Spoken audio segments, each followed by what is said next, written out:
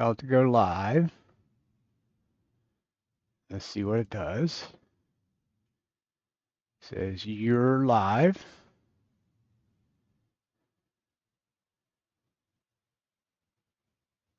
Why does it still say that its chat is disabled?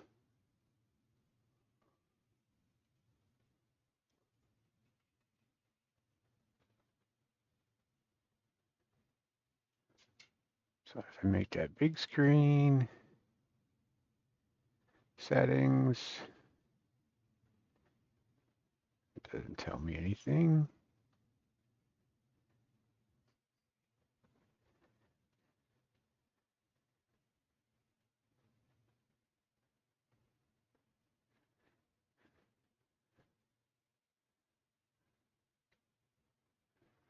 And obviously you can hear me, so we are live, but you have no chat window.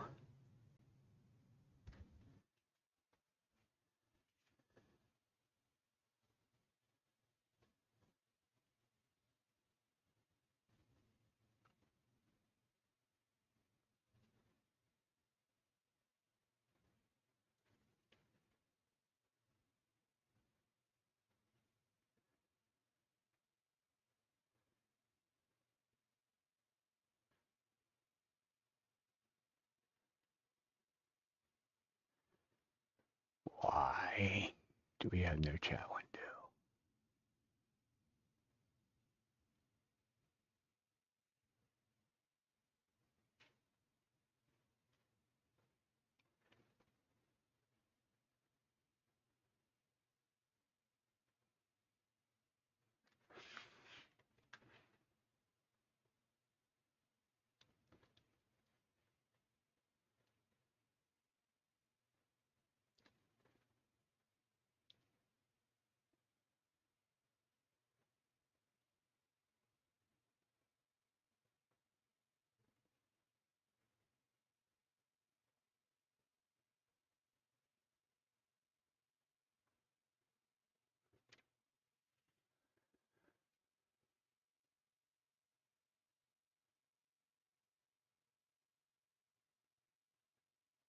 There it is. Now I gotta figure out how to do it.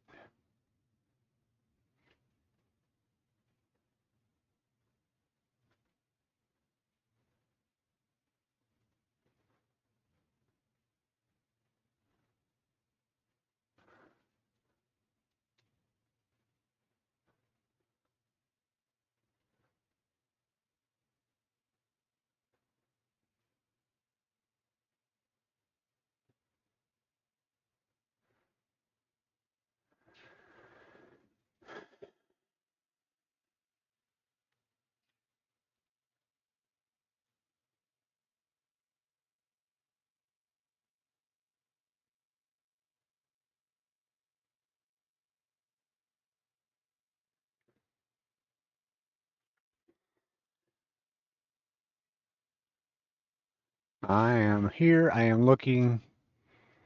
I found the comments thing, but I have nothing highlighted to be able to.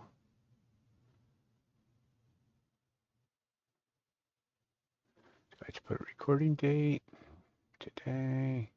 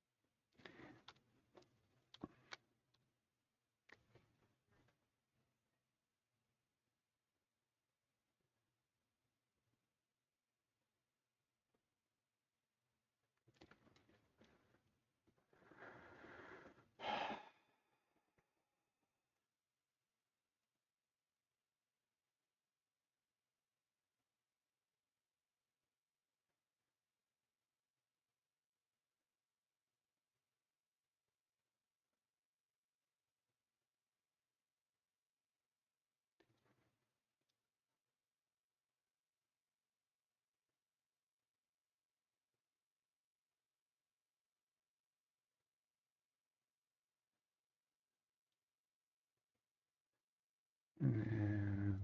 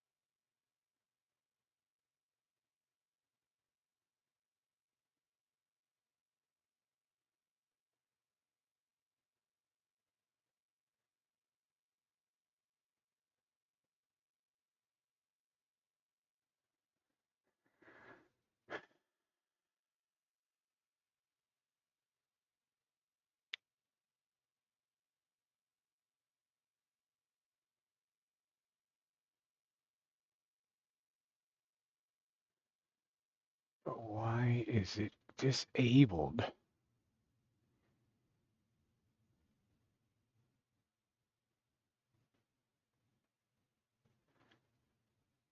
Do I need to change the setting that it's not made for kids?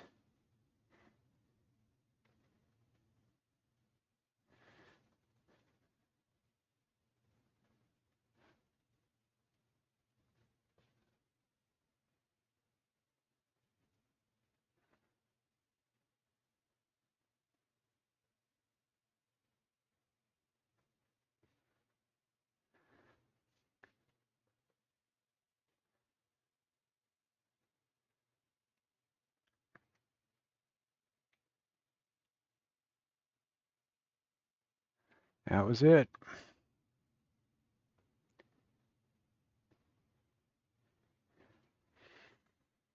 You might have to go out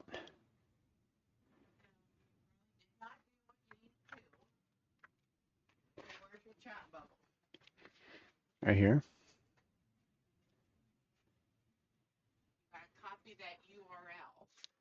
What URL?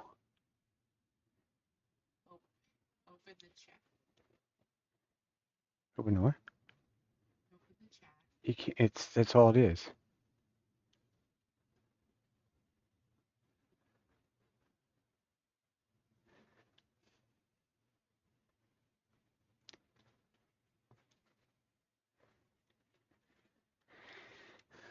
You can't do. There's nothing to open in that.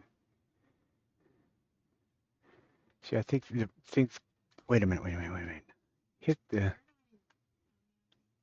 Let's hit this once.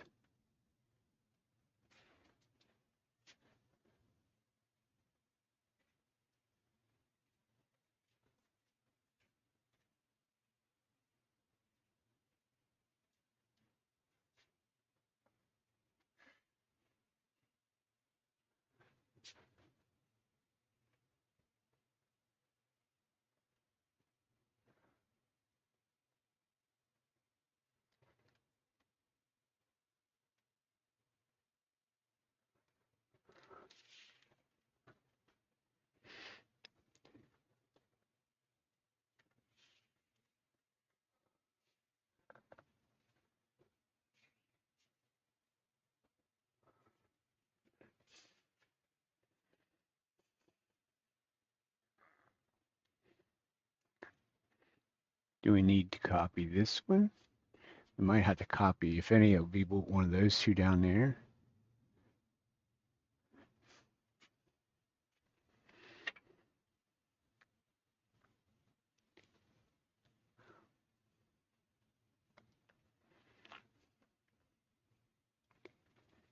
What are you looking for?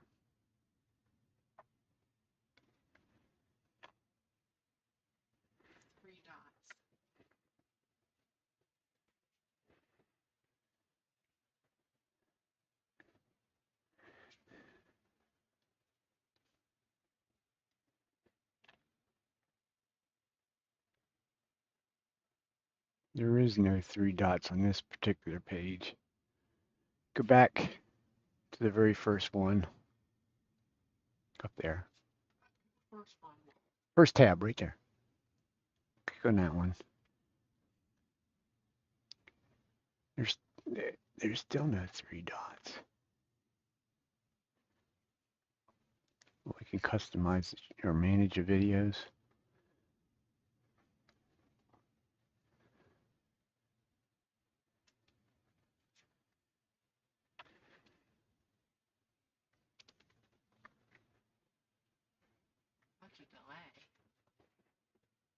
What's the delay?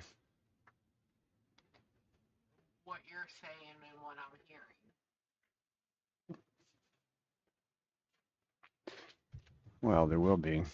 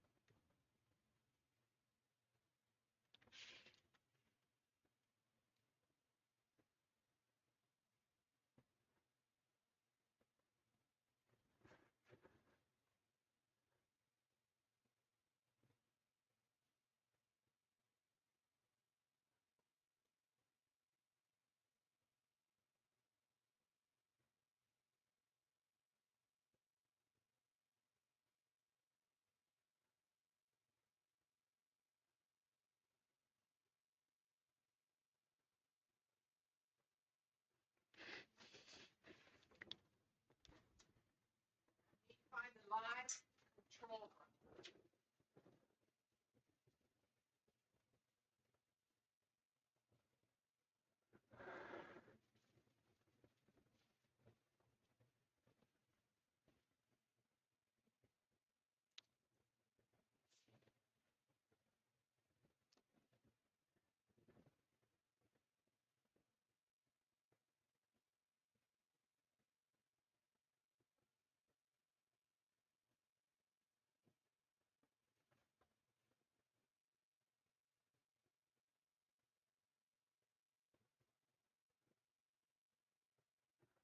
It opened the chat window when I went to that now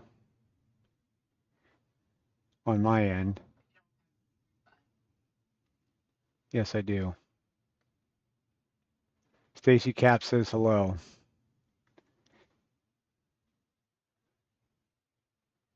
You might have to go out and come back in on yours. I do have the live chat now. I don't know why it's not pop.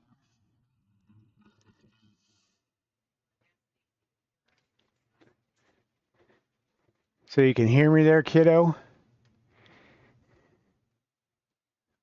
Jeez, this is exciting. So what happens if I do that? That doesn't work.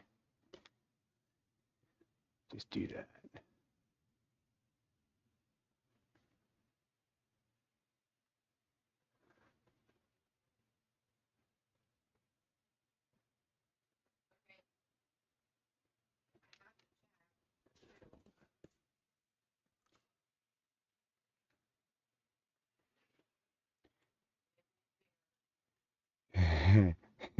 Yeah.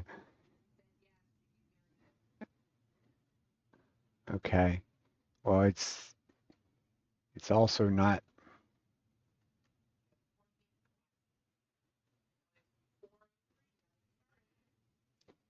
You just hold your buns on a second.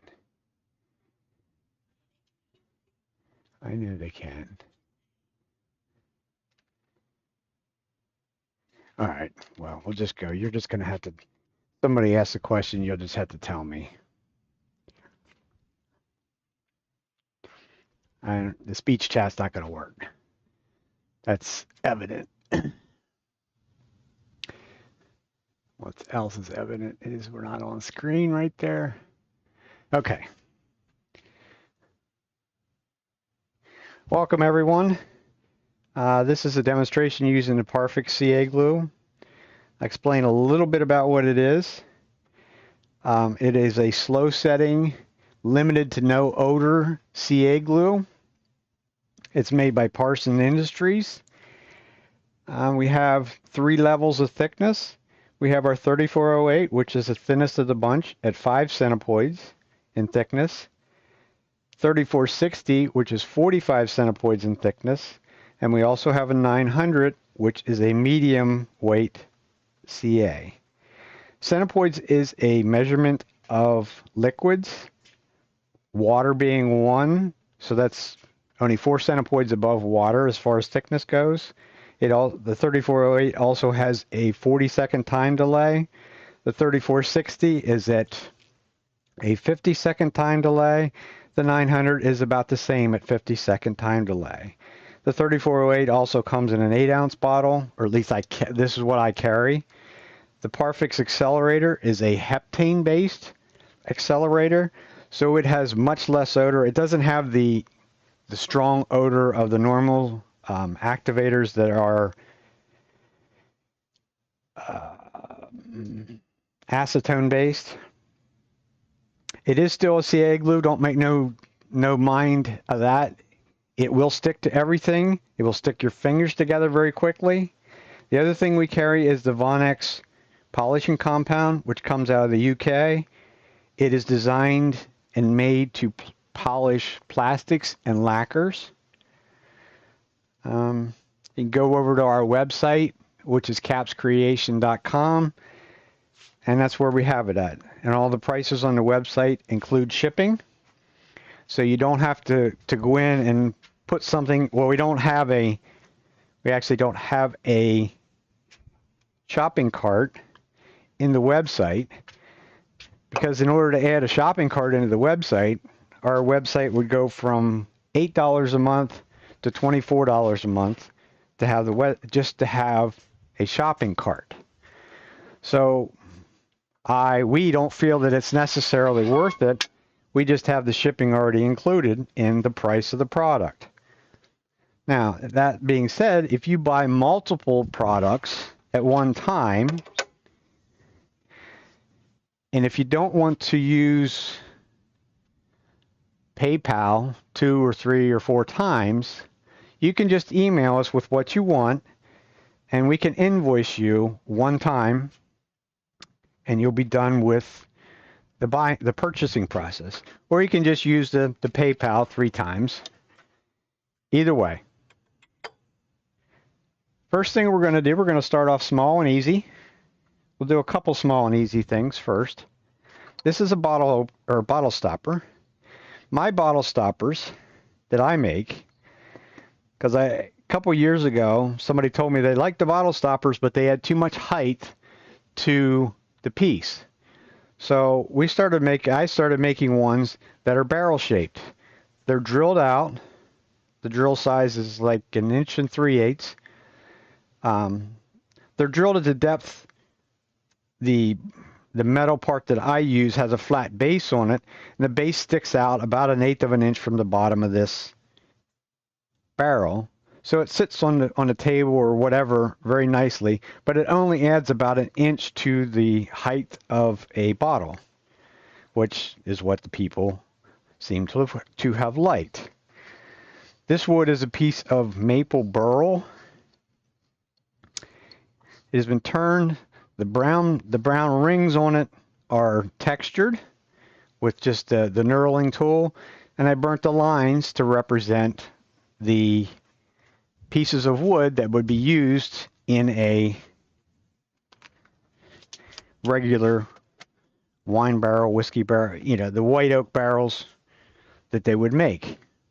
And it seems to gives it a little bit of a character. Otherwise it would be sort of plain. Gloves are a necessity. I would highly recommend them. I wear gloves all the time to put this stuff on. But like I say, it is a CA glue. It sticks to your fingers quite well.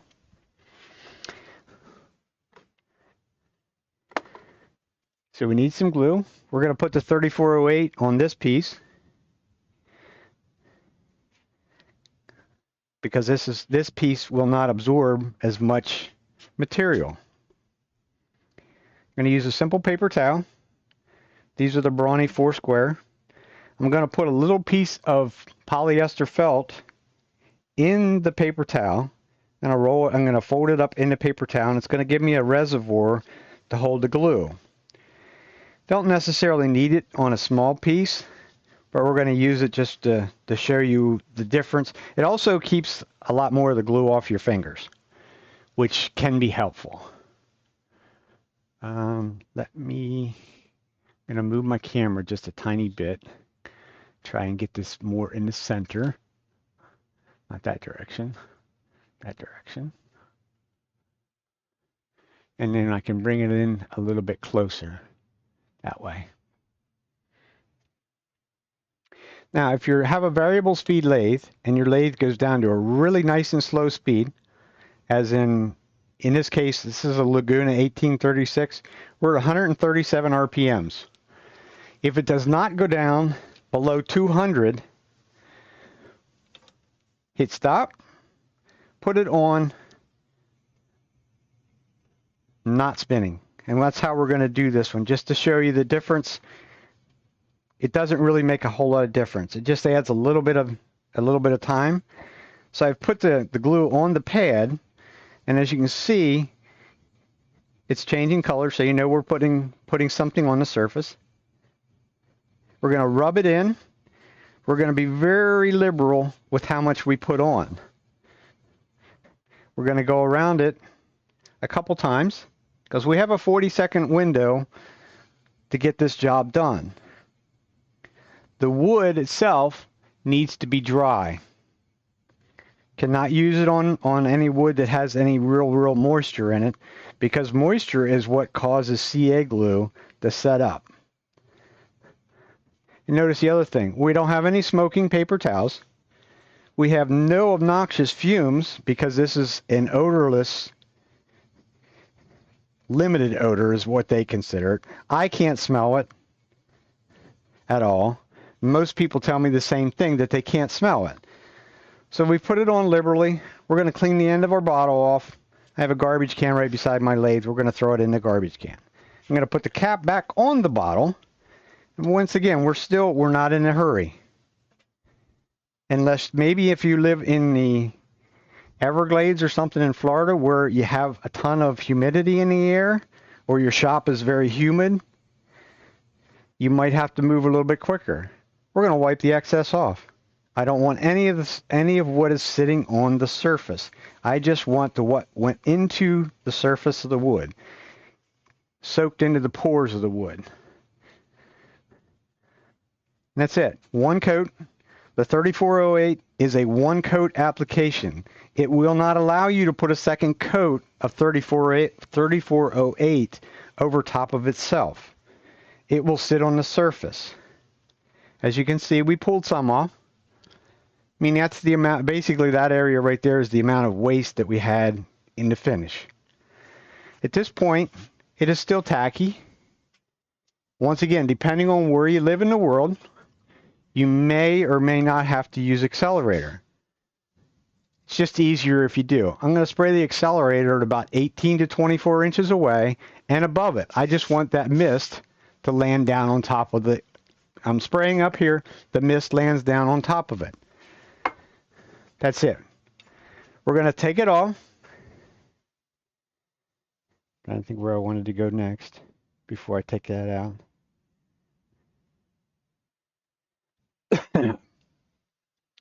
Let's stick with stick with the one, all the same. It's dry to the touch. We're going to take it back off that mandrel. And we're going to stick with the same product. I'll do a couple different things with it to show you each product on themselves. Now, everybody says, well, that's pretty simple to finish a little bottle stopper. And it is. But that's a good place to start. Don't start big. But it doesn't mean you can't do something of a bigger size. So our next thing, we're going to do a bowl. So I'm going to need a chuck to do my bowl. We'll do the little bowl first. I'm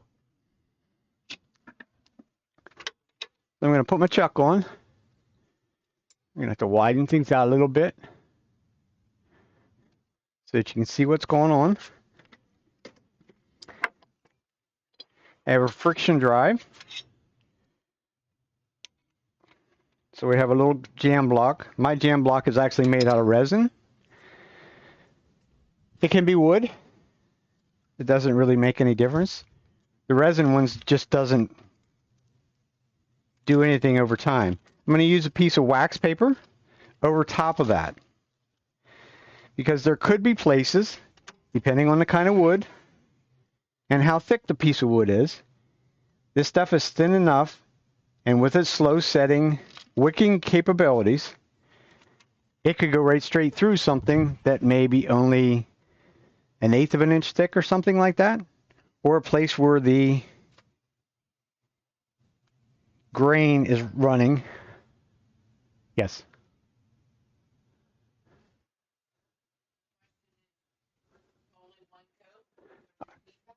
Only one on the 3408 is a strictly one coat application.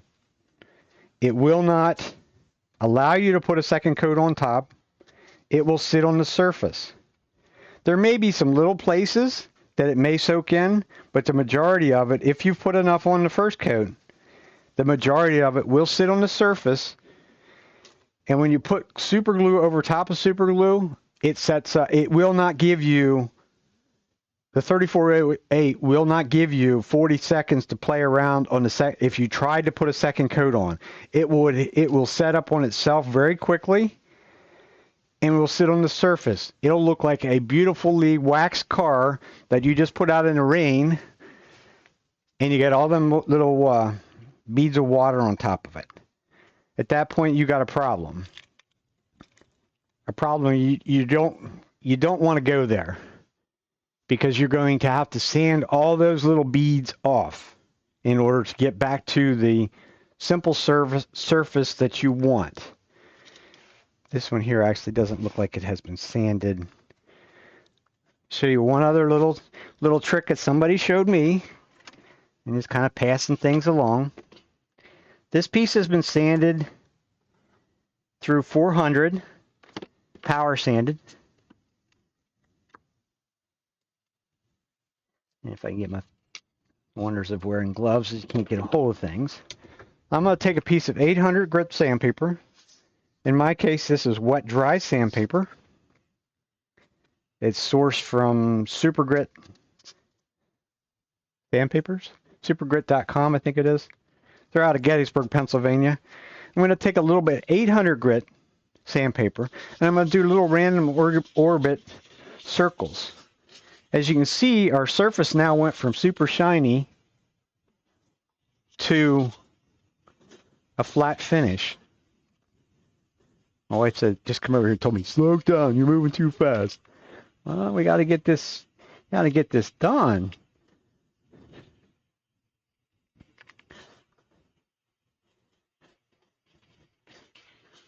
And what this is going to do for me is, I normally have my turning smock on. Hold on. Let me put that on. I always wipe the sandpaper on my turning smock. I don't want to do it on my shirt.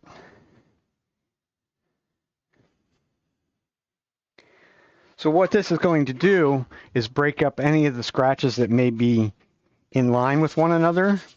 Would be the radial scratches. Say maybe you sanded this with a piece of sandpaper while it was running. All the scratches are concentric the whole way around. This breaks them up. Your eye cannot pick up 800 grit scratches as long as they're not in a straight line. Because your eyes pick up straight lines much better than they do curved lines. So we went the whole way around that, and now it's pretty much a sort of flat, dull color rather than shiny. Simple paper towel is mainly what I use. You could use a little bit of a denatured alcohol or something like that on to clean it good. But if you use anything on it, especially the denatured alcohol, which I will do a lot of times, you need to let the denatured alcohol evaporate, and more importantly, I'm assuming denatured alcohol is processed, the distillation process would be done with water. So if you do put the alcohol on to clean it, walk away and come back 15 minutes, a half an hour. There again, depending on your climate, give it a good chance to dry. Because if you start putting it on very quickly, you're going to find out there's moisture still in there, and it's going to make it set up. Because CA glue cures in the presence of moisture. So we're going right back to our 3408. This is a bowl. This is cherry. I'm going to find the end grain. There's our side grain. Side grain's back over here. I'm going to start on the end grain. I have my little pad that we'd made. We're going to put lots on. We're not going to try and do this spinning. We might have to do a little bit spinning down there because of the bead that's on the bottom of this. But I'm going to hit the end grain. I'm going to hit the end grain really hard. Put plenty on. I'm going to go around the other side and put on the end grain as well. As you can see, it's literally disappearing into the end grain. So now we'll go back and we'll hit our side grain. Side grain is not going to absorb as much material. We're going back across the end grain again. Come back over to our side grain this side. And just rub it in. You can't do this with normal CA glue that sets up in 10 seconds. You could try, but I pretty much guarantee you can't get it done quick enough and get it to absorb enough to make this process the same. We're still dry right there. So we're going to add some more.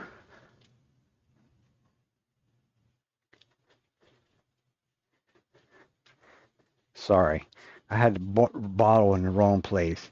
I'm trying not to make a mess because this bottle is very full. For myself, I use the 8-ounce bottles and put it into a 2-ounce bottle. Which if you would be to purchase an 8-ounce bottle, you'll get an empty 2-ounce bottle, no label on it, but you'll get one along with the order. As well as a piece of felt to go with it. So we pretty much have everything saturated.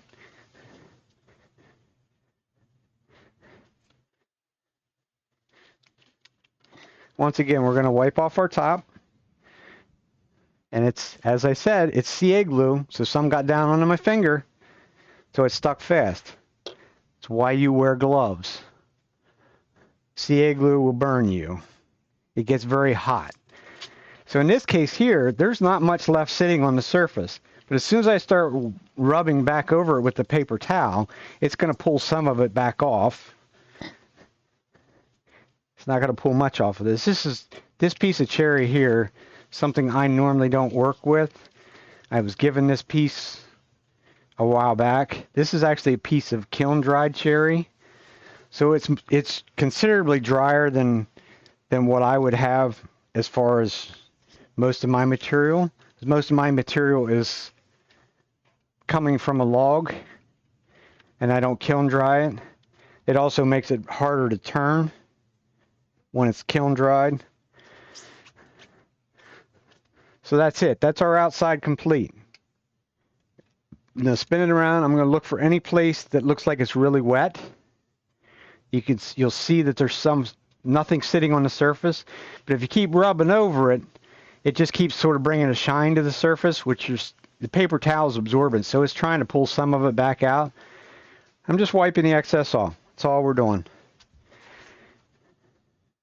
I'm going to put my lid back on my bottle, because anytime I'm going to spray any activator around, I don't want the top of the bottle to be open. 1 or 2 little drops of the activator in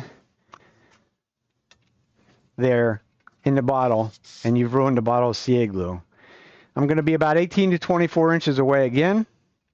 This time I'm going to come back more towards the tailstock area, so that when I spray, I'm going to spray up across this way rather than spray in here, because I don't want to spray any that would get on the inside of the bowl, because the activator would stay there, and we'll hit it one time. That's all we're going to do. I went from here, and I went down across, and that's it. And that's our outside of our bowl done. Like I said, we have gloves on both hands, so there's no harm in touching it. If you touch it with bare hands, you could have moisture on your hand that may cause it to want to stick to your hand because of the moisture. So just do it with, if you're using gloves, which is a good thing to do, then you have no problems. Now we're going to switch over. We're going to do the inside. They're going to move a couple little things, get the tailstock out of the road for one. They don't want to get banged. My tailstock is long enough to reach to the end of the lathe. I still take the live center out because it hurts. There's no ifs, ands, or buts about it. And I do have to, I can switch so that you can see a little bit better. We should be able to go completely to the end scene. And I can come in from the end and down a little bit.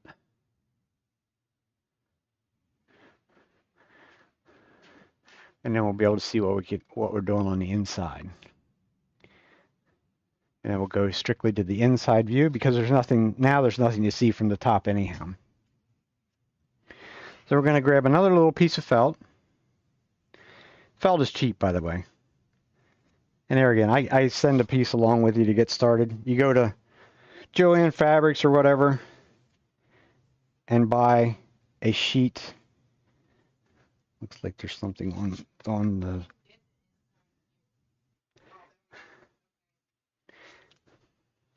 It's a delay, honey.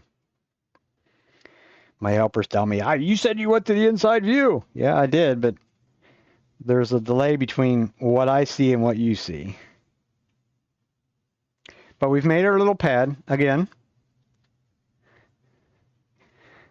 We got it in between our fingers. That way when I'm doing this, the only place you'll get the CA will be right on the tips of your fingers.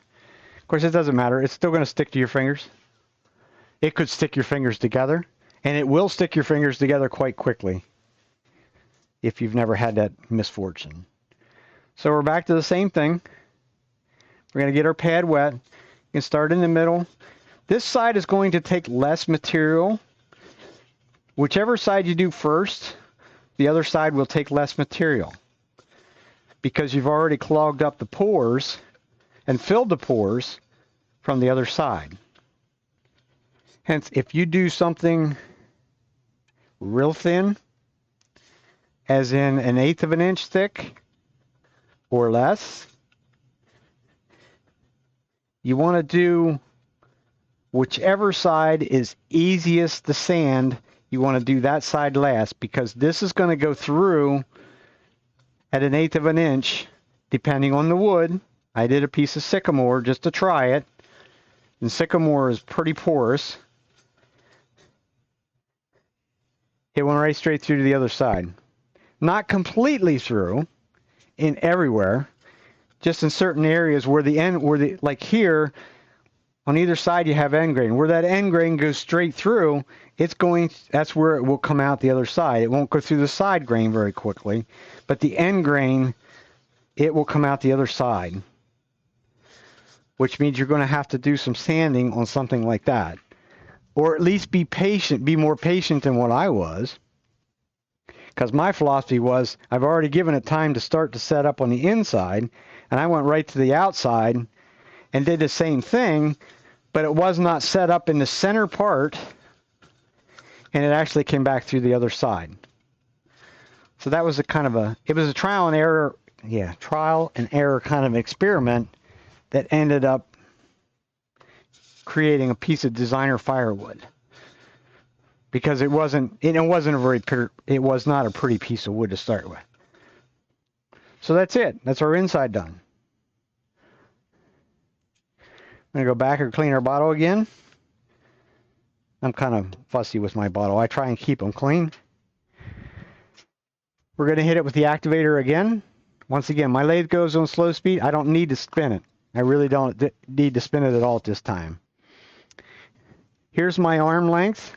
I am 6 feet tall. My arm is over 2 feet long. So I am back here against my chest. I'm going to start off of the piece, and I'm going to come across it. And that's it. That's all I need to do. It actually sprayed a path right across the center of this. It will work its way out. Just give it time to do so. Don't think you're going to go from here to the buffing wheel. It's not a really good practice to do. So that's our that's our cherry bowl. Inside and out has been coated. It's dull. If you like the flat finish, a totally flat finish, you could leave it at this. There's probably going to be some places that raise the grain, which you could take maybe a Scotch-Brite pad or something like that, something soft enough just to scratch them up. Personally, I don't want something that flat finished.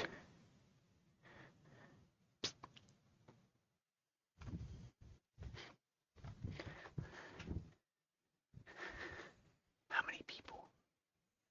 6. Okay. So that's our 3408. So we did a bottle stopper. We moved up into a small bowl. So how about if you like to dye things, will it work over top of the dyes? Very simple answer to that is yes. Once again, our dye, I don't need that spinning, our dye needs to be dry. I use an alcohol-based dye. This is Chestnut Spirit Stains dye. I dyed this last evening. I'm going to go back over it with my 800 grit sandpaper because the Chestnut's particular brand has some shellac in it. It doesn't have a lot of shellac in it, but I don't want the surface to be sealed anywhere. I want it to be able to get into the wood, into the pores of the wood. This also is going to make this a little bit more open. The grain will be a little bit more open. And I'm also, in the same instance, I am actually taking some of the dye back off because I felt it was a little bit too dark.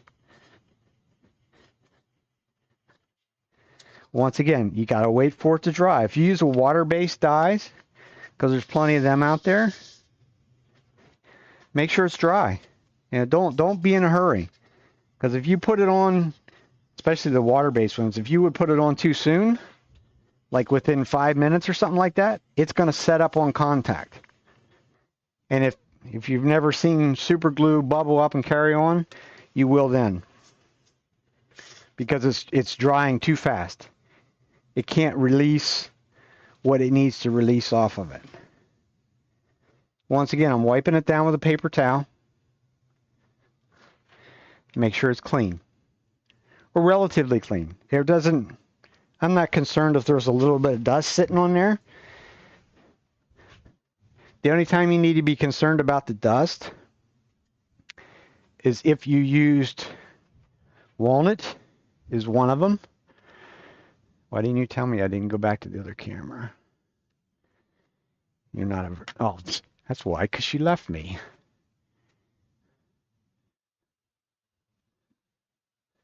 I can bring you back in a little bit. I can go back to my towel. My towel's, I'm not really worried about dripping, but my towel gives it a better contrast than up against the bed ways because they're shiny. And I have LED shop lights right above me, which is a constant battle with doing live streaming. But we're still on the same one. We're still going to use our 3408. This time we'll just use a paper towel. So we can take our paper towel, like I said, the brawny 4 squares. I fold it up into 3/4 of an inch wide, 1 inch wide, something like that. If I fold it over again, it gives us a little bit of a pad to use. So I'm going to put it on. I'm going to hit the end grain first, like everything else. it is going to reactivate the dye. It's going to turn your paper towel purple or whatever color. This time I'm going to show you what it looks like to spin it at the lowest speed you can go, under 200 RPMs. So if I put it on that way, now I can cheat. I can come up here and dribble it on as the piece is spinning.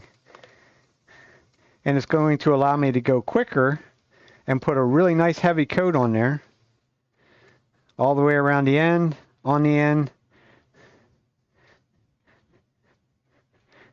And you can hit stop, because we don't need to keep messing with it as long as we have enough on, because we can go back. Like I say, we have 40 seconds, and that does not seem like a lot of time, but believe it or not, it's really an ample amount of time to do the project. The end grain is going to soak more in. You need to go after the end grain a little bit harder than you do everywhere else. But you can see, as I spin it around, there's places on here that's actually dry because it has soaked more in, places that the wood was a little bit more porous. So I'm going to go around again, give it another rub down. This is 3408. We're still on the 3408. We haven't switched yet. This will be the last of the, well, no, there's one more thing we're going to do with the 3408. Just like every other time, we're going to wipe off the excess. And I use the random orbit sort of motion all the time for doing any of this stuff, because while I was wiping it off, as you can see, we got some of the purple off. It's filling in, hitting some of those areas that maybe there was still a little bit of it soaking in. Inspect and make sure. When you use just a paper towel, you will stick your fingers fast to the paper towel, almost guaranteed. But it will pull some of the color back off, which is okay, on a single colored piece. I do some gnome hats, if you know what a gnome is, to where I do multiple colors on the same piece. As long as those multiple colors are contrasting, like the one I do is red and green for the Grinch. That little bit of bleed over on them is no big deal. I've also done some that are like it sort of in this kind of a shape, and I do them in holly. The top part would be colored. This rim of the hat may be white itself, and only white. I will hit the white part first, take the corner, like roll a paper towel up into a nice little corner shape like that, and I could take a little bit of glue, and I could start on the inside, literally come up around and roll to the outside, and when this corner over here touches the color, it's going to reactivate it. Just pull it away, tear that little bit off, maybe hit that rim again, and wipe that excess off of that one. Maybe let it dry for a couple minutes. This is normally, when I do them that way, this is also textured, usually with a knurling tool or something like that. So it's not necessarily a shiny flat surface. Because what I said originally, you can't put another coat over top, but we're going to, when we put our next coat over that, if it was, like I said, if it was two different colors, I'm going to take it and I'm going to come from the top down to that and try and meet up as close to it without getting a bunch of it on that one as I can. And after I put it around the first time, I'm going to come back with a dry area and wipe that off real quick like, and proceed on up in here. It's where I get these two together. It's not going to give me the time that you'll want to not, but this has been sealed so the color does not run into that one there. You could even let it sit for an hour or whatever, then it's totally cured. Because if you come down here with a color into something white, you're guaranteed you're going to get some of the dye, because even though it doesn't seem like it got a lot of the dye off, it takes very little to color something that's white, as I found out the hard way many times. So since we're in the sort of the hurry up mode, we're going to hit it with accelerator. Like I said, in my climate, I don't have to. I could leave that go. Because I'm not going to, if I'm doing this otherwise, this piece is going to sit till tomorrow or the next day or whenever I get back to it. So this is kind of a pretty color in a way, I guess. These gnomes, I mean, it's just little, basically little tidbits of scrap material.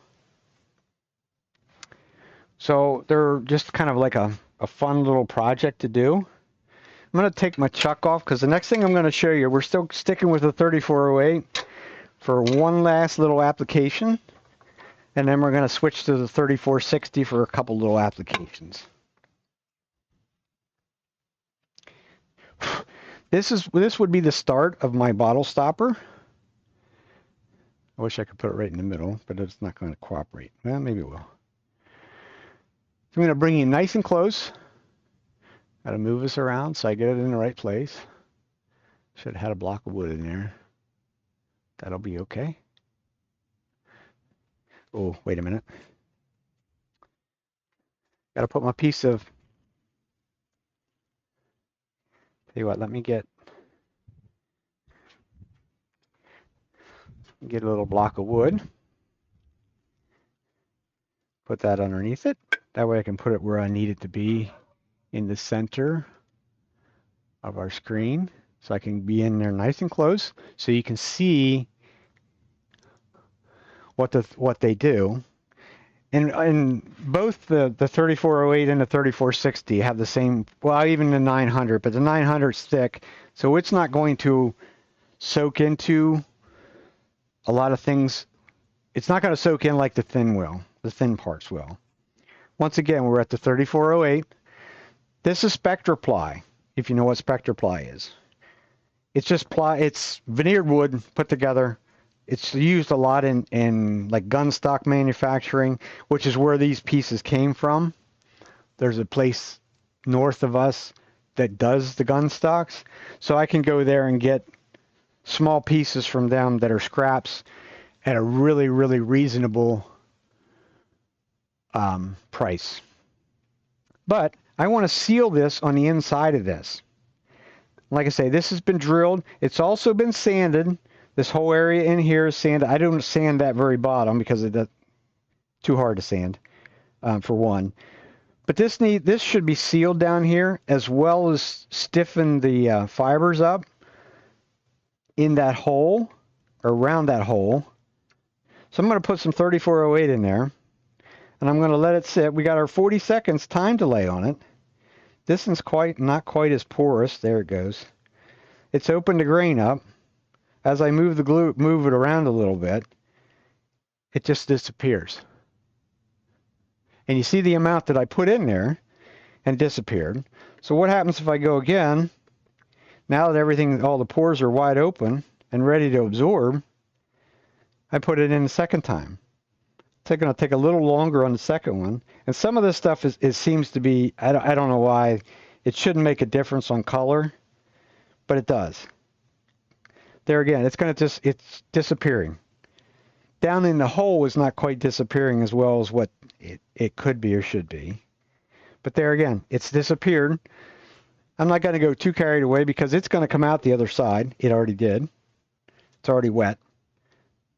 That's also why it's not absorbing as much. This one I think is a little bit shorter.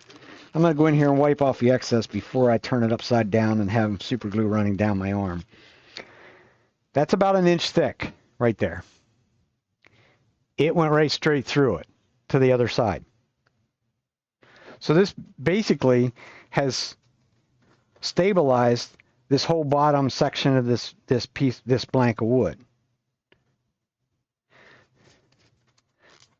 And all we've done is the very base of it. So I'm going to clean off the base. Widen things back out so I don't make somebody dizzy. So I'm going to clean this off on the bottom here, because that's going to be a place I could stick it fast to something. I don't need to. I just wipe off as much as I can. I could hit it. I will hit it because I put it in the chuck and it activates it. I'm going to spray this at a distance as well. Again, I'm just going to give it one little squirt down there. get a couple of them drops to land on that, it's going to start the polymerization process from the bottom to the top. Because this down here is still wet. Maybe not wet to your touch, but it's still wet. It would still stick to a mandrel or anything like that. I'll lay it on its side. I'm going to go back to the chuck, and we're going to finish the inside of this. This is one of the places that I don't necessarily wait for things to dry and set up for a long period of time, because it's the inside of something, so I'm not really concerned so much for the inside. We can go back to the other view. Not sure it's going to show a whole lot, but you'll get the idea. So now, like I say, that was the 3408. Now we're going to make a switch. We're going to go to the 3460, which is the next level up in thickness. And there's still some in that bottle. Finish it up. The one thing about using these products as a finish, you get to use the whole bottle. How many times can you say that you've opened a can, a bottle, or whatever of a finish and used the entire bottle or can, whatever it is, except maybe a rattle can? A rattle can, if you're careful and turn it upside down and get the nozzle clean, you may be able to get to use the entire contents of the can. But like a quart can or a pint can of any of the oil-based finishes or anything like that, they go bad before you ever use them all. Where this stuff, since it's a CA glue, you can leave it in the refrigerator if you're allowed. In my case, I have a refrigerator for the adult beverages and water and super glue. That's the only thing that's in that refrigerator. It lives in the refrigerator. At least the inventory lives in the refrigerator until it's time for it to be shipped out. What I use in my own little world here pretty much sits in a drawer. The reason I went to the next level up is because of the SpectraPly, and it absorbs so much material that the 3408 is almost a little bit too thin for it. It makes it a little harder to get it to fill up the pores of the wood. So once again, I sort of rushed that a little bit in some ways. Could have left it soak in more. Probably should do the end grain here just a little bit more. I could have done the end grain the same way as I did the bottom, but like I say, it is the bottom of the bottle stopper. Who's really going to look at the bottom? I just want it to be sealed, and it did seal it. This is not me. Let's do something else here. Go back to the overhead, and let me bring you down nice and close again. See all the little dark streaks? That's not because I ran it up over the side. It's because it's wicking in the end of it, and it's already came in there anywhere from a 1/16 to an 1/8 of an inch. Just that little bit. That's the properties that, as wood turners, really can help us. Go back to the other view. So put our lid back on our bottle. Grab our can of activator. Spin it nice and slow, as slow as it'll go.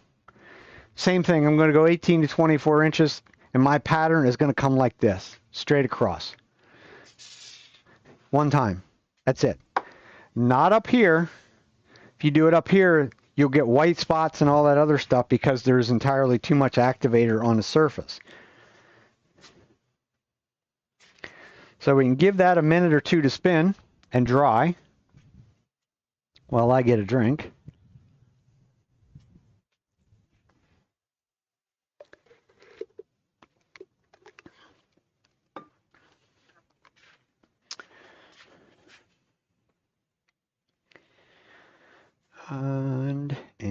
and oh, I gotta get the. Now you have the issue for the inside of something like that. Like I say, this is a bottle stopper. Do lidded boxes or something along those lines.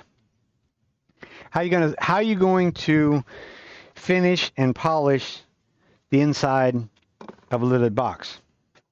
Very challenging. Sure, you can stick your finger in there and put finish on the inside of something like that, just like I did. And if your finish is shiny, that's okay. But most of the film finishes, urethanes, lacquers, whatever, all have a very long cure time. These products have a 24-hour cure time, which by no means it takes 24 hours for them to cure. It just means that in 24 hours from now, it is going to be as hard as it's ever going to get. And there is no vapors, or I don't know, they don't consider that vapors. There's no off-gassing after the 24-hour period. Unlike your urethanes and your lacquers, most of those have a 28 to 35 or 40 days before they're cured. And there again, the more coats you put on of something like that, the longer it takes for it to cure. In this case, it's one coat. 24 hours from now, it's totally cure, and you move on from there. That's generally, for me, that's when I would buff something normally. Actually, usually it's later than that because I don't get back to it. But that is when you do the buffing process or the polishing process. Something like this, I want to keep on moving on this. It's not a good idea with something like that where you're going to put a metal mandrel up against there. I would probably give these something. If I did something like this, if I'm going to turn this, I'm going to give it a couple hours to make sure that there's no residual glue in there. Because like I say, we have an inch down there that we filled the grain with. So it needs to dry. You don't want to put your screw-in mandrel in there and find out you've turned this and finished this on the outside and now you can't get it back off the mandrel. Would be where I would go with that. I normally do this kind of stuff in like batches of whatever, 2 or 3 or 4 or 5. I'll do everything and turn them around and I'll put the tenon on, drill the hole, sand it, finish it, sit it off to the side, and do the other 3 or 4. Maybe come back the next day, or a lot of times in my case, the next week. And then I'll turn them and finish them. But the buffing part, I usually do that pretty quick. There's nothing on the surface at this point. There's plenty of these products out there. I got everything too close. It's just an abrasive paste. Actually, there's plenty of... I think there's plenty of places out there that you can go and get the formulas, ingredients and formulas, because there's nothing really overly exciting that's in them. It's just a mineral oil, beeswax, and a fine abrasive powder, which is usually a dimatia earth or something along that line. Most of these pastes do not tell you what's in them, other than it's food grade mineral oil, beeswax, a micro grit powder. Some people say that they use them over top of raw wood before they put their finish on them. Do not do that if you're going to use this product.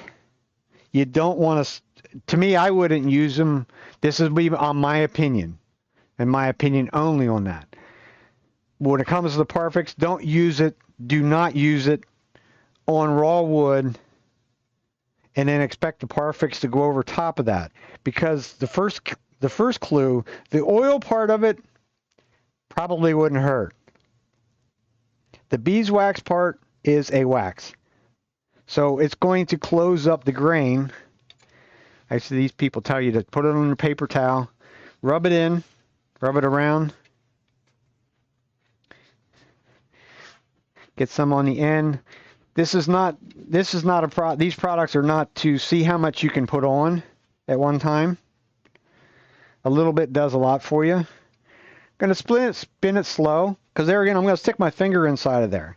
If you're not comfortable sticking your finger inside of something like that, take a piece of dowel rod, wrap it around a piece of dowel rod, and stick the piece of dowel rod in there, and use it rather than your finger. Be a much safer way to do it. All you're doing is run it back and forth. These products here, you can sort of hear when the abrasive part of it is gone. It's sort of, when you're using it, it sort of sounds like you're scratching things, which basically is what you're doing. And get rid of that end. There again, it's a product that has oil or a flammable liquid in it. It gets unfolded and put over the side of the trash can. Don't roll it up in a ball and stick it inside of something. You don't want to start something on fire. So we've used up all of our abrasive grit. So now we have to polish it, because right now it's not really shiny. You can do this multiple times as well. It doesn't have to be done in just one time. I'm going to go back to my finger because that's what I'm used to. Like I say, if you're not comfortable using your finger, use a piece of dowel rod or something like that. I'm also going to bring the speed up. Right there, I'm up a little over 1,300 RPMs. Once again, do things at the speed that suits you, because my finger's getting warm, which is really what you want to do with these kind of products. You want it to get warm enough to sort of melt the wax.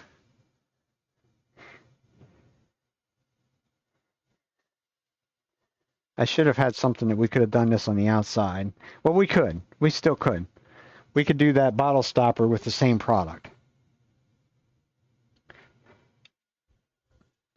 So now our inside of this is finished. Glass smooth, as long as we did a good job sanding, all the way around. So it's been sealed and finished on the inside. I don't need to go back to this and do anything else on the inside of this bottle stopper. It's done. It's ready to flip around on the mandrel, turn it, and finish the outside.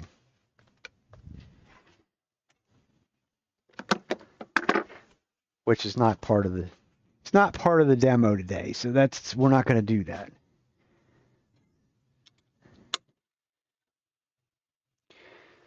And we'll go back to overhead.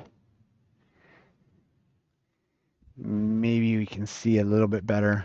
Some of this stuff's a little bit hard to see on the inside, for sure.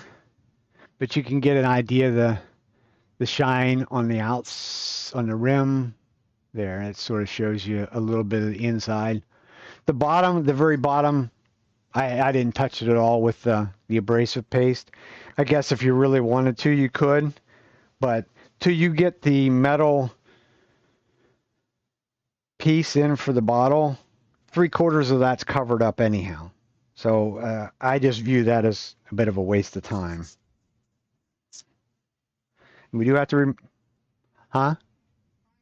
Right. Correct. Like I say, it came through the bottom.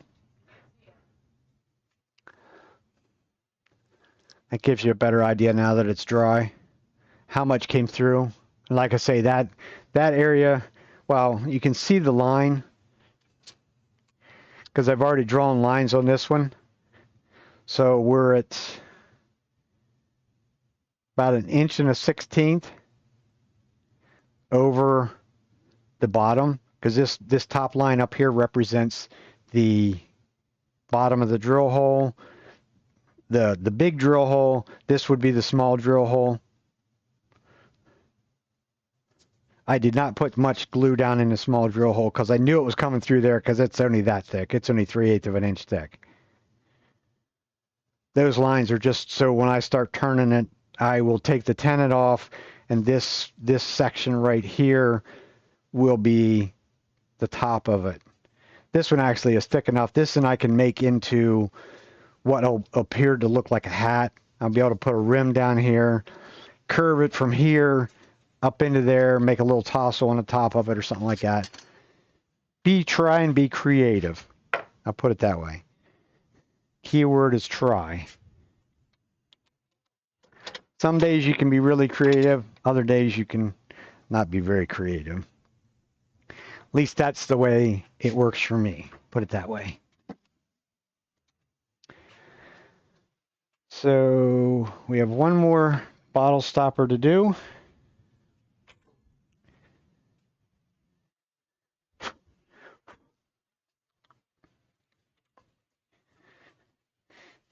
This one is made out of SpectraPly. Again, inside has been done just the same process I just showed you. I'm just threading it back onto the mandrel. This in here is a black and white.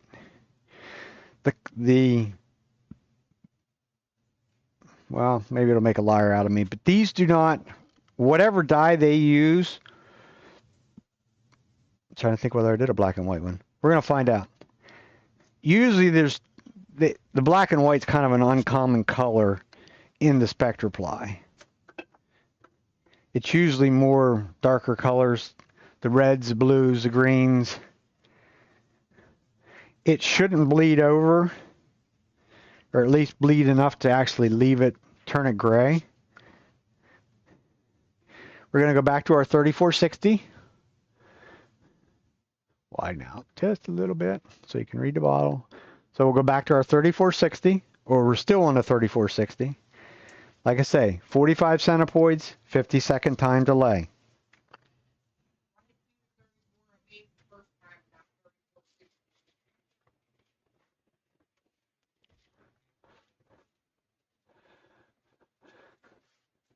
The first time in what fashion? The first bottle stopper was all wood. The first one we did was wood. The first one was a maple burl. You could use the 3460 on this as well. You can use the 3460 the same as you do the 3408. On wood, especially hardwoods, it's not going to soak in as far as what the 3408 will. That would be the difference between the two.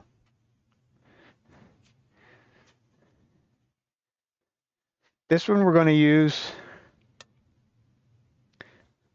like I say, the 3460. I did the same process as I just showed you with the other one, to where there's a lot of CA down in here in the base of this that has already pretty much started to seal that up, but it's not going to totally seal it up. So I'm going to start with my paper towel, just like everything else. I'm going to start in the end grain. I'm going to rub lots in the end grain. I can go up no. This one, since this one is colored, and rather than smearing the colors around, because it's also a dye in that textured part as well. As you can see, this is turning my paper towel black. We're just going to get a whole bunch on there. And since we're concerned about it doing something to us, we can flip it over. Hence, we have gloves on, so we're going to get super glue all over our gloves. We could just easier to get a new paper towel. Fold it back up. Nice and neat. It's now started to soak in, so we shouldn't be in any danger of things running on us. I can come back up to the top at a very, very slow speed. Don't do this at 400 or 500 RPMs or you'll be wearing super glue, because it is very, very thin. Either one of them is thin enough that 400 or 500 RPMs and you're going to wear it. We also turned our rag black again. But we did not, most of that is probably coming out of what's dyed that I put on. But it doesn't appear, and we're still getting more of it all. It's not soaking in to the white part. It might make it a little bit gray on this one. It doesn't appear that it is. That's the only time you got to watch, is when you have things that are dyed and dyed different colors.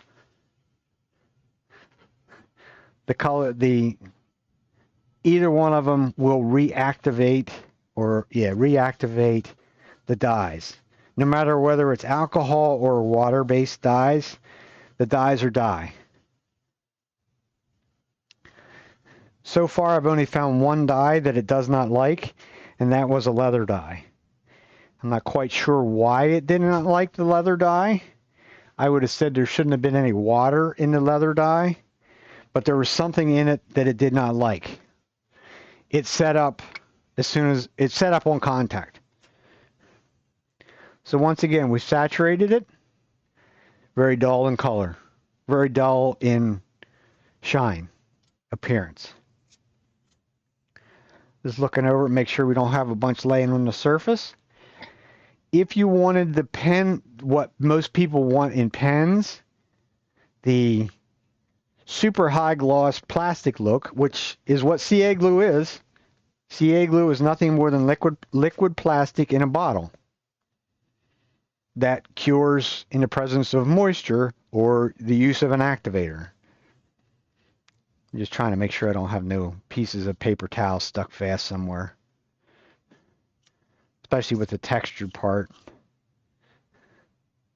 Because if you left a piece of paper towel stuck fast there somewhere, as it cures and dries, it could suck it into the grain of the wood. So I don't want that part. Once again, I'm going to use activator on it. I'm going to hit the end, come back across the side, spraying up here and across on the end. Never up close and personal. It's not where you want to spray it, no matter whose or what you use.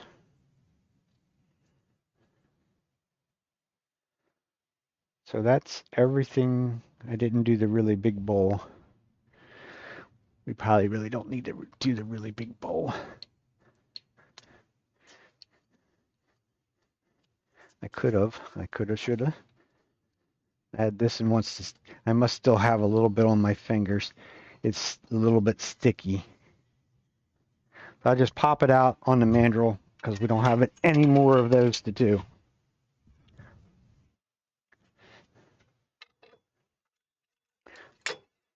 That becomes the challenge of what to do with these when they're wet, is where to put them. Just so happens there's a hole in my sliding miter saw that fits in really nicely and can sit there. So we're ready to do some buffing, right?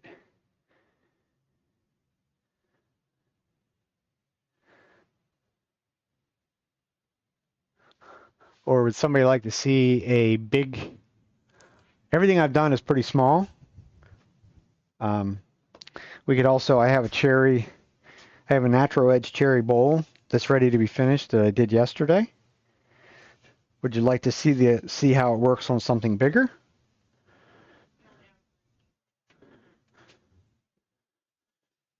Okay, well, as long as nobody answers that and says yes, then we'll just continue on.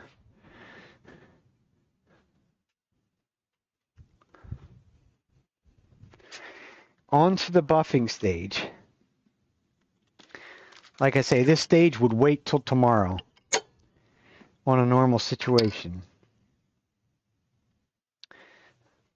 But we're trying to get done.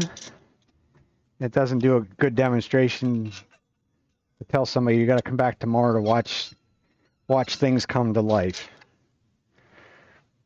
We're also done with super glue. I can get rid of gloves because my hands are sweating like crazy. Get a little slurpee of water.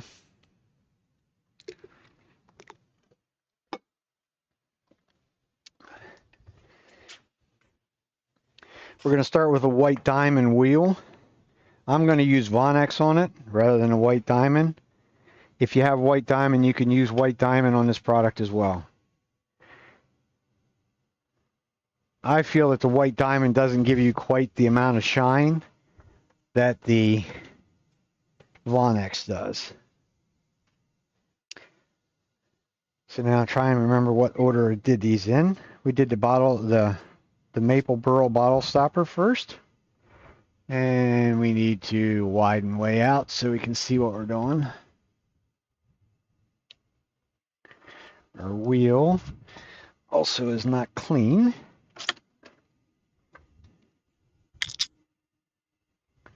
I'm using my buffing wheel. I used it yesterday to do some stuff. I want to clean off all the excess from yesterday. It's just a piece of 120 grit, I think, sanding belt, sandpaper. Speed is 1700 RPMs. You don't want to go much above that or any above that. I'm going to put a little bit on. As you can see, it's sort of a, I don't know, yellowish brown, golden brown color. Put a little bit on there. Things of this size is a little bit different to buff. I'm going to start on the top, and I'm going to do half of it. Always keeping the bottom half in contact with the wheel, never the top half, because it will take it right out of your hands and send it flying. And in my case, that's up against the concrete wall, which would be trouble.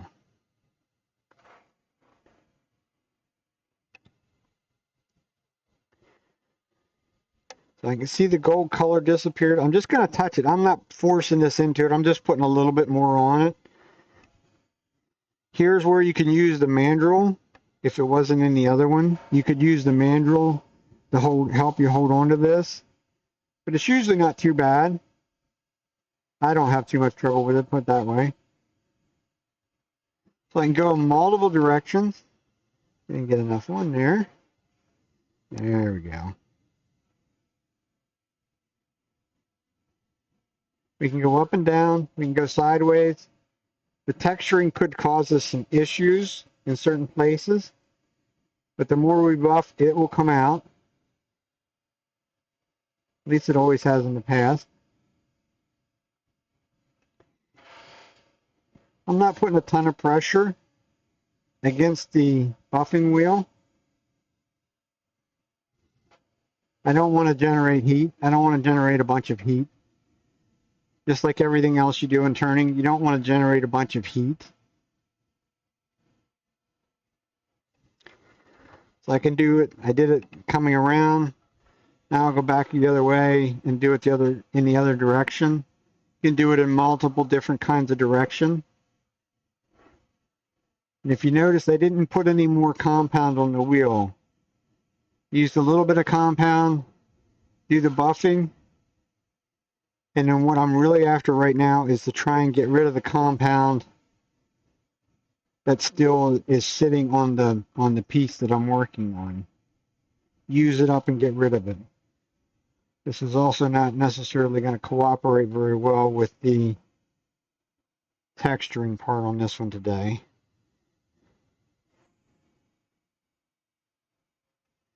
As in most of this stuff, I will not get excited about that, leaving some of that in there on that textured part today.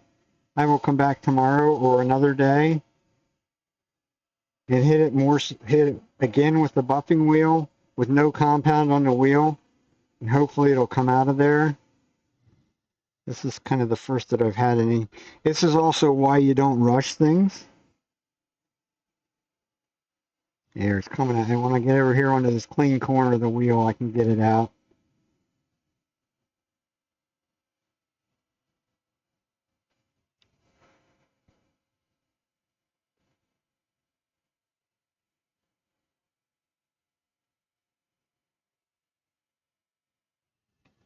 There we go.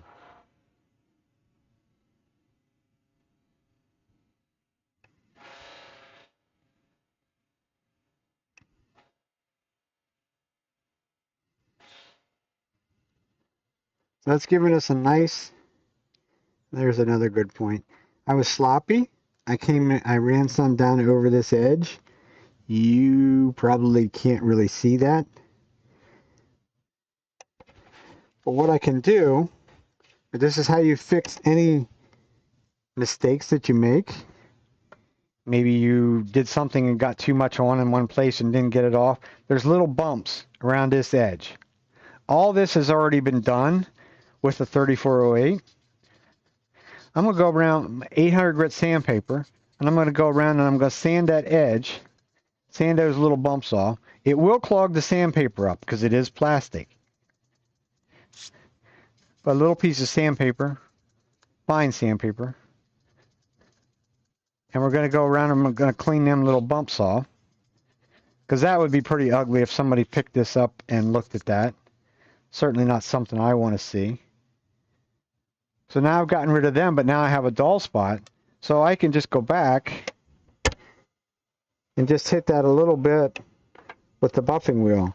The edge of something like this is where you really got to be careful when buffing. Stay out on the edge of your wheel. And try not to, and be very gentle.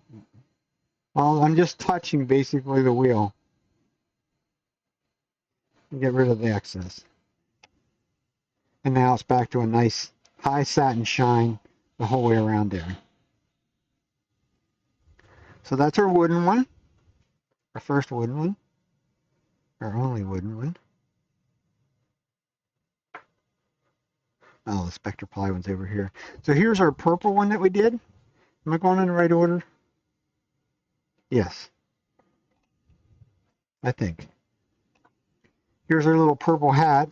Very dull in color, as you can see. There's very little, pretty much no shine. Flat, matte, whatever you want to consider it.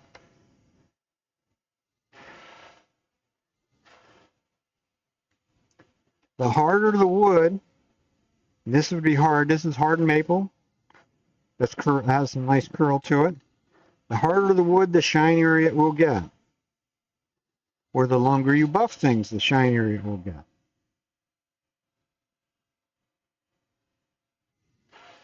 And once again, you leave it go overnight. Give it its 24 hours to cure. You will make out much better on the buffing part of it. With all this stuff that I'm buffing right now, come tomorrow or some other day this week that I'm energetic, it will come back here and get rebuffed. Well, some of this stuff actually has to be finished turning, but we'll rebuff it and it'll get a little bit more of a shine out of it.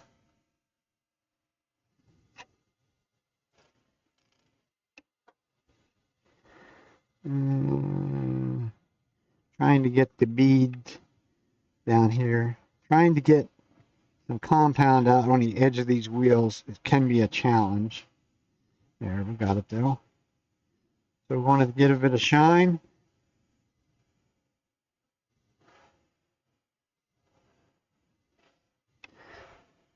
Try and get the top of the bead.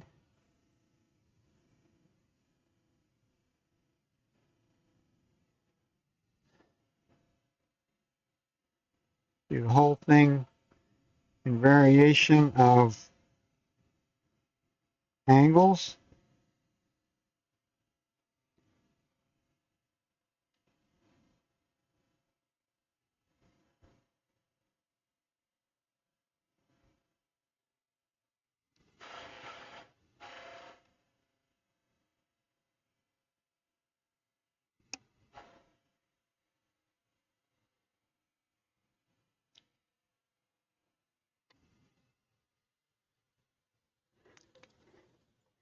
And now we have a nice high satin semi-gloss shine to this point.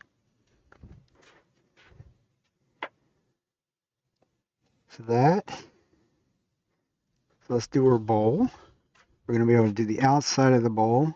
This bowl is too small to do with the big buffing wheel. That's kind of why I picked on that one. I'll show you some things you can do on the inside of the bowls.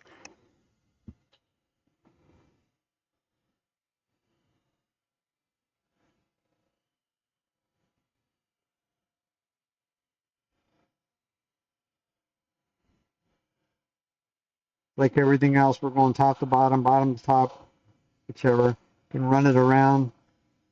We'll run it in multiple directions.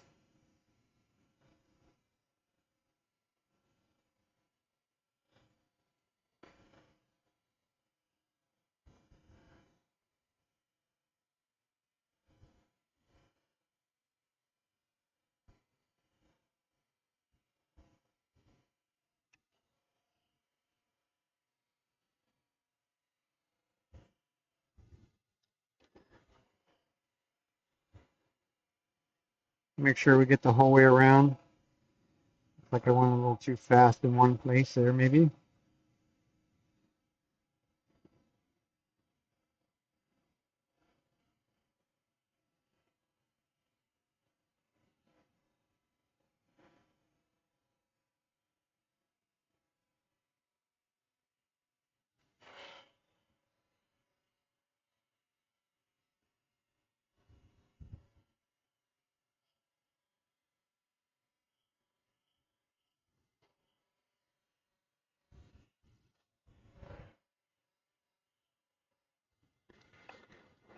Can be a little challenging to get in that.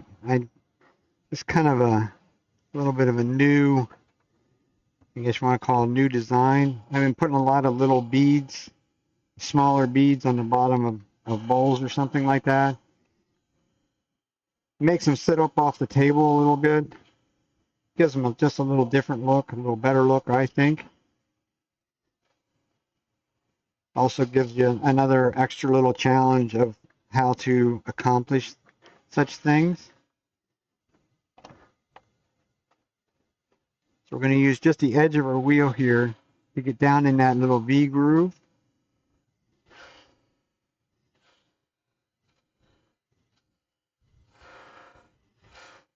Light pressure. I don't want it to grab it out of my hands because when you're down in there, weird things can always happen.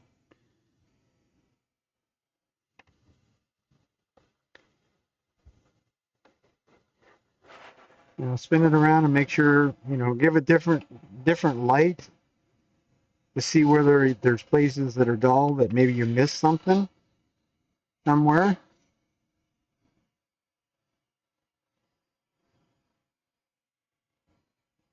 I try not to buff these real hard in a demonstration like this because they haven't had the chance to totally cure. So if I generate enough heat, we could find some areas that there's still some that hasn't quite set up inside there and drag them right back to the surface. But come the next day, it's going to be as hard as it'll ever be. So that's the outside of our bowl with the Vonex. Like I say, there's two ways. Well, I can do the rim. The rim of the bowl I can do. This bowl is too big or too small. If I force it up on, these wheels are about 8 inches. Now I'm buffing on both sides. The likelihood of this pulling it out of my hand is very great. I can do this top edge though. Nothing says I can't do that. Whatever I can buff is what I like to do. There is the round balls that you can get, which I do have. But we're going to do the inside of this one with the polishing compound rather than the buffing balls. And if we don't like it, then we'll go back and we'll buff it with the balls. Nothing says you can't do both. So that's our bowl. Oh, we have our Spectre ply piece. So I might as well do everything with the Vonex before we move on.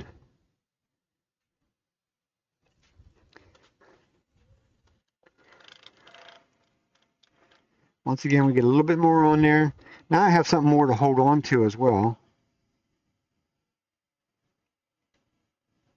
Bottom half, always on the bottom.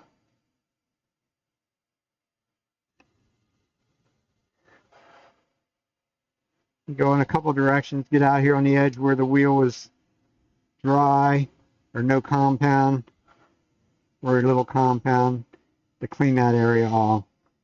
You spin it in your hand. When it's in the mandrel, like I say, it's a little bit easier to hold on to them.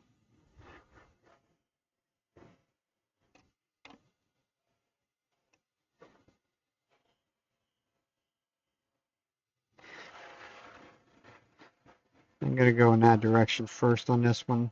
Seems like that's the direction it wants to be able to clean that texture part out.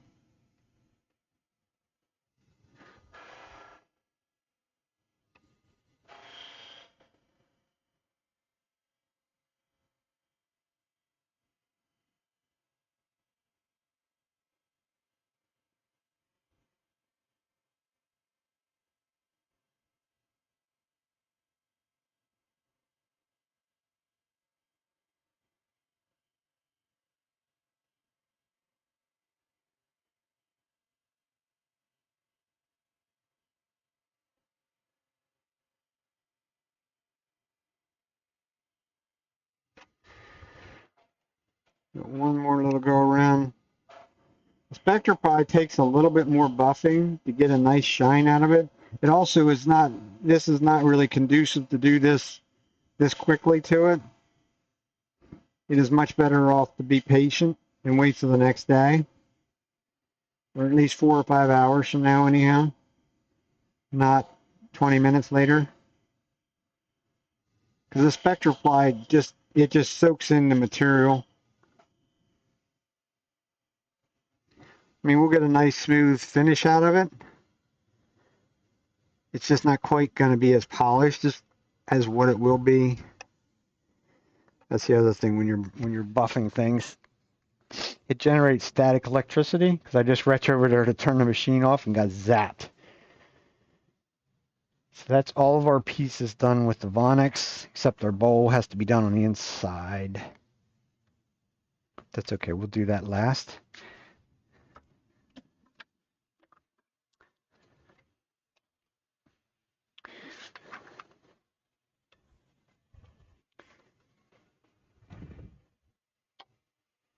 So we switched wheels. We switched over to the Carnauba wax wheel, which is a very, very soft wheel. Super soft to the touch, which is what you want because you're going to put on a coat of wax. We also dropped our speed back to 900 RPMs. Block of Carnauba wax. Just give it a couple goes across it. Then repeat the buffing process that I just did. This will bring the shine level up one more notch and give us a nice shinier, much shinier finish than what we had.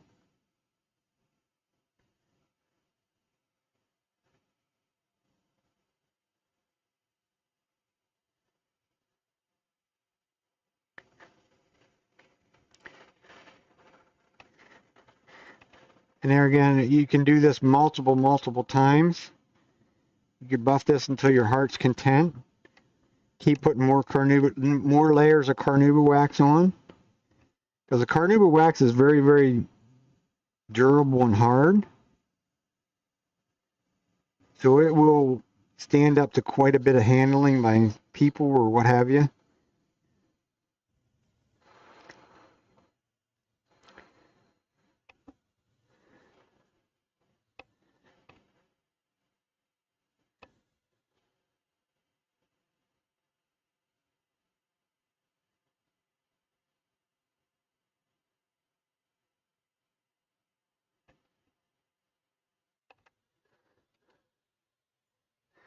So that's our piece with the Carnauba wax on it. That's a finished piece now. We don't need to do anything else to it. I can bring it up into the close-up zone. It's done, ready to put on the shelf to be whatever you do with your pieces.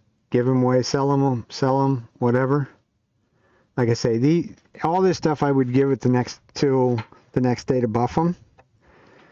But we don't have the next day. We'll just continue on with our pieces.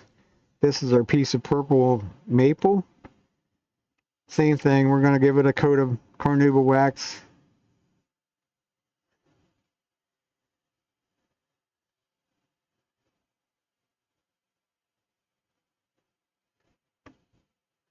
All the way around.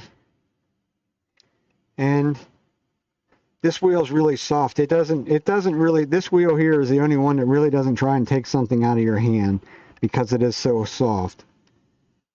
As you notice, I got up over the top edge of that and it's not trying to rip it out of my hand.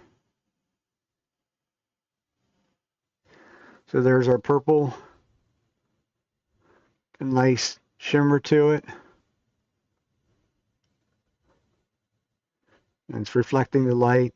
It's like a high satin, semi-gloss shine to it. Super smooth to the touch. That's the part that I get the most comments at a craft show on with. That it is, they pick it up and it's like, this thing is so smooth and silky. I'm like, that's partly because of the wax. Whoops, missed one, didn't I? I missed two. Getting ahead of myself.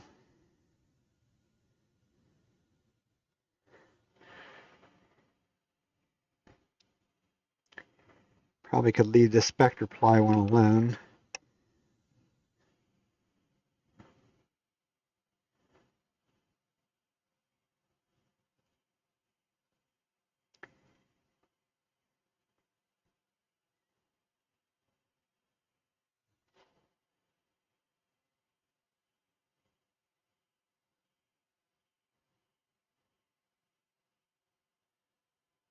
This one will definitely have to come back tomorrow and buff more.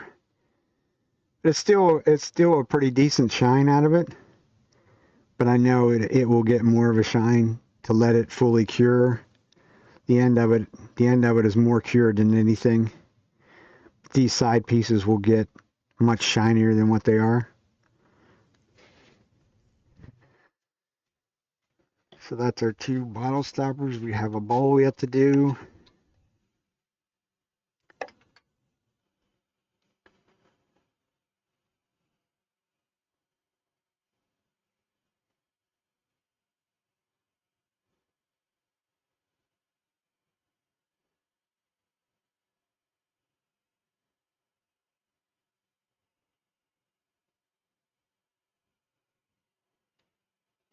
Same process as everything as you did the last time. We're going to go the whole way around it. We can put a little bit more, keep putting it on. When you put the carnauba wax on, just run it across there a little bit. Don't sit there and hold it on. You don't want to get too much carnauba wax on that wheel at one time. And you also don't want to get it hot enough to melt it. If you get streaks of carnauba wax on a piece that you're buffing, you won't do it a second time. I'll guarantee you that, because it's very hard to get it back off. You almost have to use like a cabinet scraper or something like that to actually scrape it back off the piece, or start sanding it again, or something along those lines. Either way, it's not something I want to do.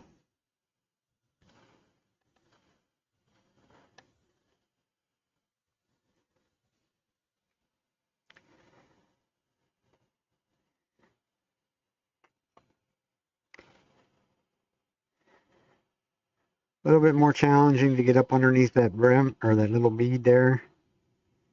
You just have to work at it a little bit harder. You know, and what I look for is I roll it around in the light. I'm looking for dull spots. There is some little dull spots here and there on it, which is another sign that you could just be a little bit more patient and wait till the next day. I'm running my fingers over it as well. If there's any place I feel any kind of little bumps or anything like that, maybe there was some dust and dirt that didn't get taken care of ahead of time, and now you've sealed it into the piece, I can go back with my 800 grit sandpaper, and just sand those little areas off and go back to the Vonnex and buff it. Because remember, this is not sitting on the surface, it is sitting below the surface. It has been embedded into the wood. So rather than doing a surface finish, we've basically enhanced the wood from within. And it is very durable. I am a truck driver for a living. I have a baseball bat that I check tires with. It is made out of hard maple. It has the 1 coat of Vonnex on it. And it's probably about a year old or more. It has gotten very dirty. It has not chipped or anything like that most pen turners will tell you that, you know, you drop a pen because they have multiple coats on there or multiple layers on it. It will chip and crack or something like that if you're abusive on it. Well, how much more abusive can you get to a piece of wood than to be whacking, let me think. I would hit probably 30 or 40 or more tires a day. I also share a truck with the lady, because that's what we do at UPS. We don't have our own trucks. We share trucks. That lady will smack just about as many tires in a day's time as to what I do. So I'm going to show you a different way of doing the inside. We can actually use two different products on the inside. We didn't switch over yet.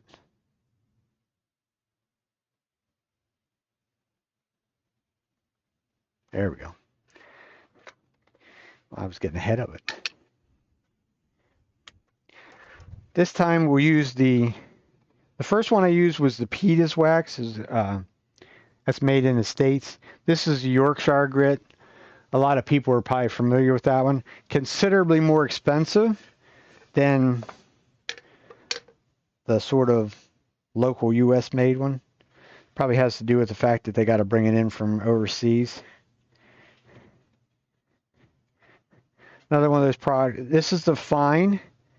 I would not, there again, I would not go back to the coarser grit. Same way with the buffing wheels. When you buy like the Beal buffing system, you will get the 3 wheels,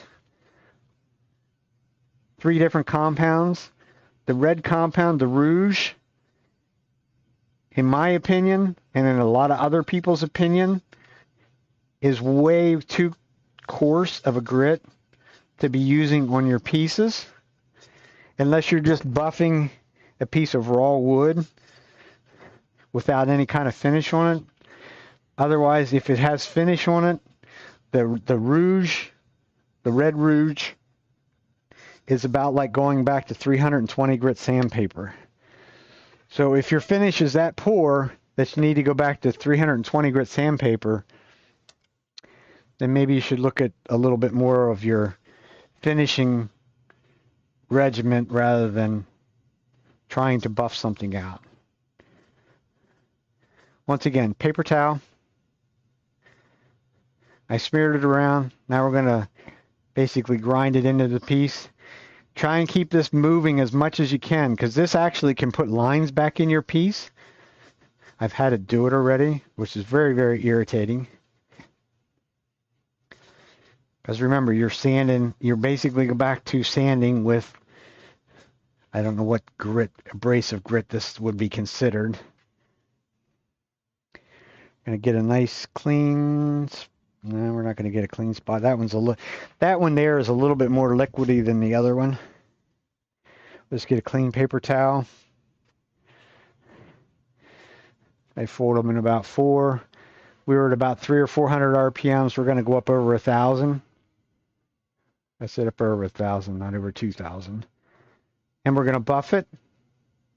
We're gonna clean off the excess, and we're also buffing it. It's still pulling some of the abrasive paste off. You can, if you don't have the buff, have the way of buffing something, this is another avenue to use instead of the buffing wheels. It might be a little troublesome to do like that bottle loop or the bottle stopper that I did because of the texturing part of it. But this will certainly work on any of the other stuff. I brought the speed up so that I can melt the wax. It still has a beeswax in it. So that basically gave me the same shine on the inside as what I have on the outside. And of course it is super smooth because you've polished it. You've used the abrasive paste on it and polished it. This shine here will eventually fade because it is just a beeswax. The other thing you can do with these, with the inside of like small bowls like this, once again, I wouldn't do any of this process till the next day. Allow this to cure fully before you do this. You can also go back and put on a wax over top of that by hand. There's all kind of waxes out there. Yeah, there's the Renaissance wax. Some of the wax I've used is the microcrystalline waxes. You can put some of that on there and polish it. Basically, if you start using the microcrystalline waxes and stuff like that, you can polish it up to whatever level of shine that you would want. If you want the super high gloss shine, it can be achieved with the waxes over top of the Parfix products. other than that, I think we have it pretty well whipped. Random Tinker, how are you today?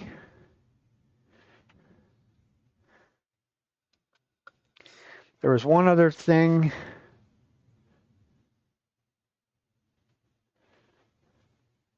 If somebody would have an interest. Oh no, I missed one glue. I'm sorry. My bad. So that's our cherry bowl. Like I say, I will definitely come back tomorrow or the next day or whatever and bust some more on that.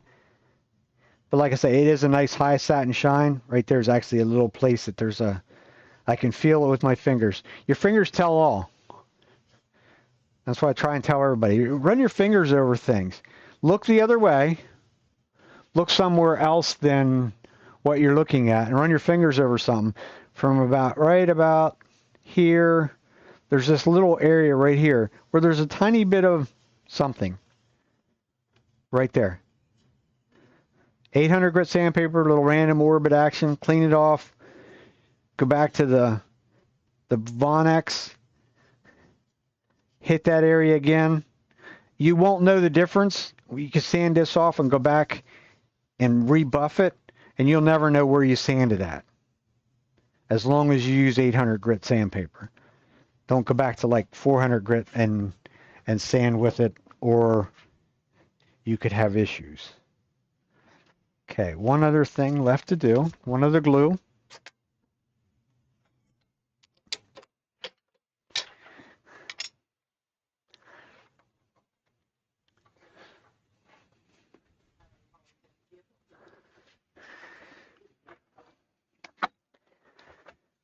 Ah, my wife. My wifey.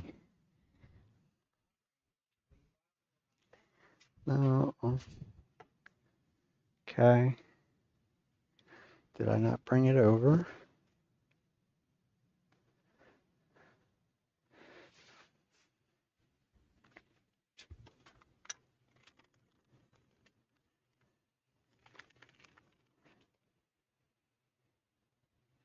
Okay, one last glue, one last thing that you can use it for, or a lot of people would use it for, would be to glue pen blanks onto the tube. This is the 900. This is the medium thickness. Also just made a mess out of the bottle.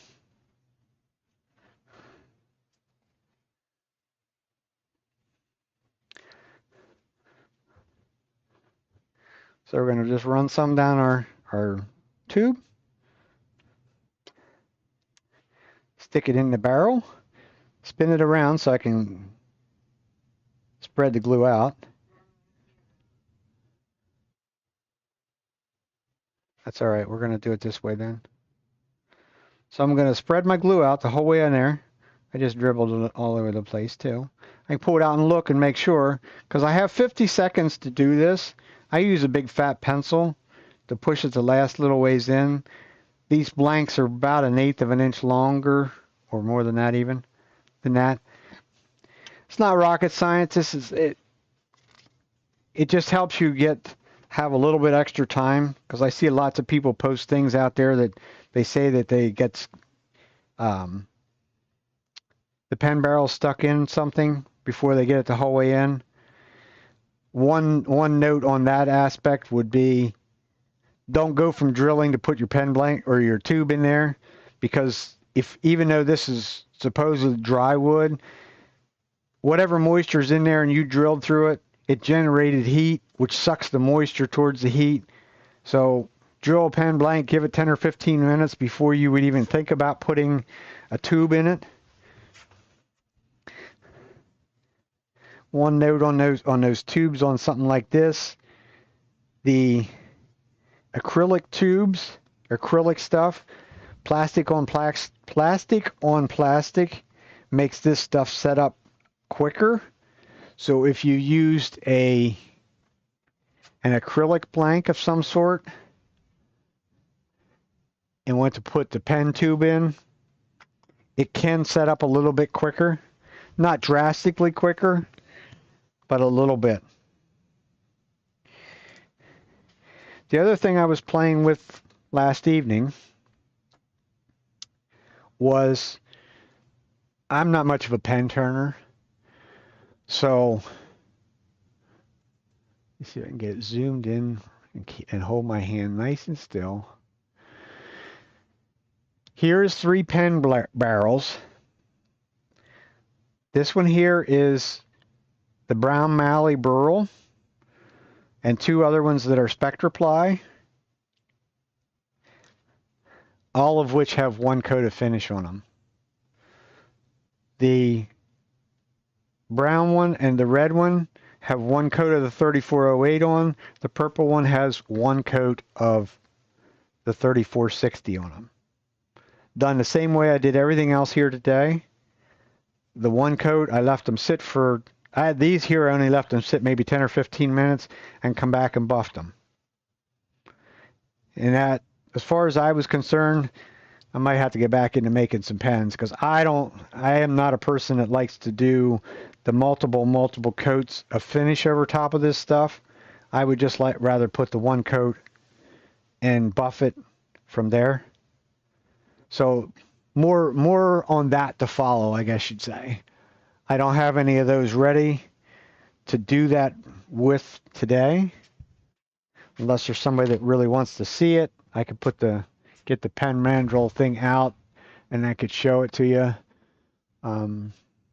I also do live turning, or live from the shop, I guess you'd say, which is generally all wood turning on Twitch TV as well, which is a good place to come to and ask something about that. Other than that, I think that's it for us for today. Any questions or comments, feel free to ask. One thing I would appreciate is if you would be so kind as to hit that button that says subscribe. That helps to let me know that somebody at least halfway's appreciated what I showed you to do. Other than that, thank you very kindly. And stay tuned. Maybe we'll probably do some more live YouTubes. I'd rather do the live ones rather than record it and come back and do it that way, is my philosophy. Because I don't have to edit this. If I screw up, somebody's going to see me screw up. So, so what? Like I say, until then, thank you for watching. Oh, shoot. I hit the wrong button. Never mind.